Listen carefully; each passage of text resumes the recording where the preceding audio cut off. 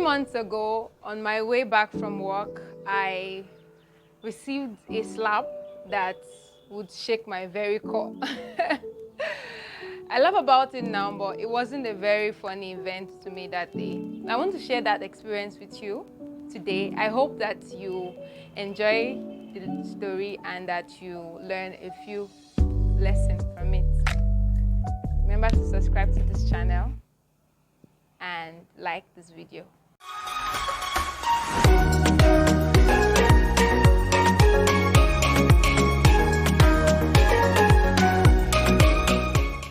So I was already having a bad day that day. I remember on my way back from work, after taking the first 2 buses to get home, I was already thinking about why things were going on so bad with me, and I was just sad. It was just a bad day, just closed from work and so. So this happened in Lagos, Nigeria, in Oshodi, Brown Street to be precise. I was walking and all of a sudden I received a resounding slap at my back. I paused and looked back to find out, to understand what had just happened to me. And then when I looked back at this woman, I didn't just know what to do. One of the things that I've resolved in my mind from when I was young, that I would never fight anybody, no matter what. I just always choose to walk away. But that day I was just looking at this woman. She looked like somebody who needed help, and I was going through like it was just a bad day for me. And so people were already gathering around to know what's going to happen, and 1,000 thoughts were going on in my mind. What do I do to this woman? Should I slap her?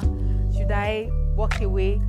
What exactly happened? And then she was just looking at me, ready to fight. And as you can see, I don't even have strength of that sort. So I then asked, what did I do? I said it in Yoruba. What did I do to you? She was like, I stepped on her. Me, as a human person, when I walk on the streets, I walk like I'm walking on glasses. I don't want anybody's skin touching me. I don't want to touch anybody. So I'm wondering how I mashed her or how I did anything to her. I still could not understand. And so I was just there. I froze for a few minutes. What I was actually dropping from my eyes, hot tears. So I'm laughing now, but it was not funny. It was not funny at all. So I just got myself together and I just looked at her, and then I forgave her. Like at that point, now I don't know if I see her tomorrow. I don't think I remember her. That's already like gone. But when I entered the last bus, it was 9, so nobody was really looking at me. So I was crying. What I was just dropping from my eyes wasn't just about the pain I was feeling in my back anymore. It was more than that. It was about having a bad day and having somebody from nowhere hit me. So when I got home, there was nobody at home, so I took out time to cry very well. I cried so much that I was shaking. Like it was just a bad day, so I was crying. And that's one of the moments where you begin to ask God why. And I did. I regret doing that because obviously God was not out to get me or to make me feel bad or make me experience something like that. But that day I cried because there was nobody around, so it was just me and 3 rooms. So I was just there. And when I was done crying, I went to take my bath and I slept. I didn't want any trouble. But when I woke up the next morning, I was still feeling the pain from what the heat the woman had given me the day before. But I began to learn like a few things. I realized that God wasn't out to get me, and sometimes we just, things happen to us and we begin to worry and ask God why, and what did you do, or what did I do to deserve what had happened to me?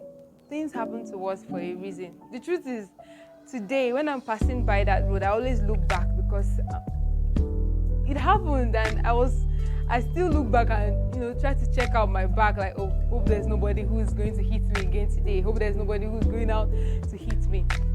But I learned a few lessons that day. One of the things I will never do again is to ask God why. The devil always looks for a way to make things look so big and out of proportion.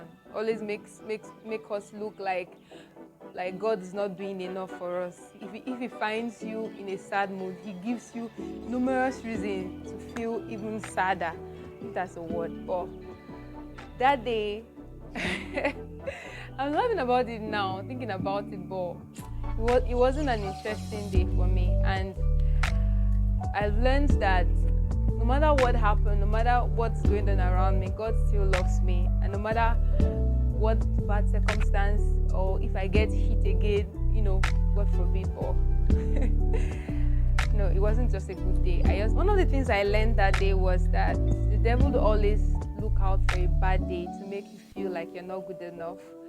He will always let like a very not small thing that happened to you, but he just makes it so big in your eyes. You stop looking at the good things or the things you should be thankful for and focus on just the bad things that has happened to you. So one of the things that I've picked from that day is that no matter what happens to me, I should just always try to focus on God. Of course, it's human to cry, and then it's okay to cry, but the condition or the posture of the heart is what is important. Making yourself think of yourself as someone who has done something wrong to deserve what you are going through is not how God has proposed for you. The truth is that the only plan that God has for you is of good and not of evil, to give you an expected end. So if anything bad is happening to you, it's for a purpose. It's to teach you something. It's to help you teach somebody else, or help you share an experience with somebody that will probably lift somebody in the future. And so I hope that this has lifted you, and I hope that this has helped you in any way possible. I felt like I should share that with you. It's funny and it's not funny because the crying that day wasn't so good. I don't know if this story makes any sense to you, or if you have anything to say to me, just leave that in the comment section. I hope this even goes out, and if it does. So if you did enjoy this story, and if you have a comment, please do leave it down below and subscribe to my channel. Thank you so much. See you in the next one. Bye.